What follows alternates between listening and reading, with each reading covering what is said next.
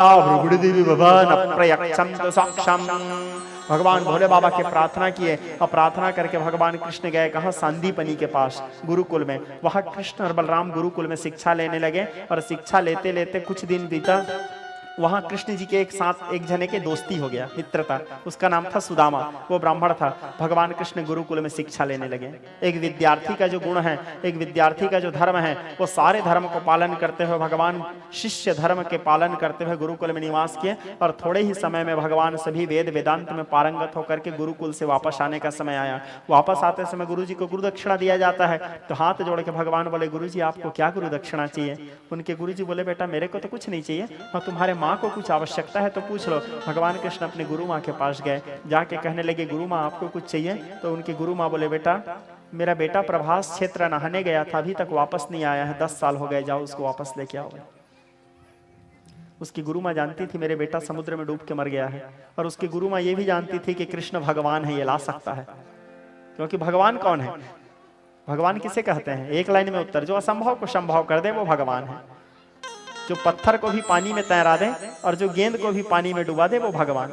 लंका जाते समय पत्थर पानी में तैर गए, नाग नाचते समय गेंद पानी में डूब गए, जबकि गेंद कभी पानी में नहीं डूब सकता, लेकिन गेंद को भगवान पानी में डुबा दिए। पत्थर कभी पानी में नहीं तैर सकता, लेकिन रामावतार में पत्थर पानी के ऊपर पत्थर तैर गए। जो असंभव को संभव कर दे वो भगवान। तुलसीदास जी कहते हैं, नट इव कपट चरित कर नाना, सदा स्वतंत्र एक भगवान। जो हर अवस्था में हर काल में सदैव स्वतंत्र होते हैं वो भगवान है। स्वच्छंद गतिरेश्वर वेद कहता है। तो उनके गुरु माँ बोली, मेरे पुत्र को लाके। तो भगवान कृष्ण समुद्र किनारे गए, समुद्र देव से कहे, समुद्र देव मेरे गुरुपुत्र यहाँ स्नान करने आए थे, आपकी जल राशि में डूबे हैं, मेरे गुरुपुत्र को वापस करो। समुद्र देव कहे प्रकट होकर के, प्रभु मेरे जल के अंदर में एक राक्षस रहता है, उस राक्षस का नाम है पांचजन्य, शंखासुर भी कहते हैं उसे। मेरे को लगता है प्रभु वो आपके गुरुपुत्र को वो खा गया है, लगता है वो ले गया है, लगता है। भगवान जल के भीतर प्रवेश किए, जा करके शंखासुर से कहे, पांचजन्य नाम करके राक्षस से, हे दैत्य मेरे गुरुपुत्र मेरे को वापस कर दो। पांचजन्य नाम करके राक्षस कहता, आपके गुरुपुत्र तो मेरे पेट के अंदर है, बोले खा गया उसको। बोले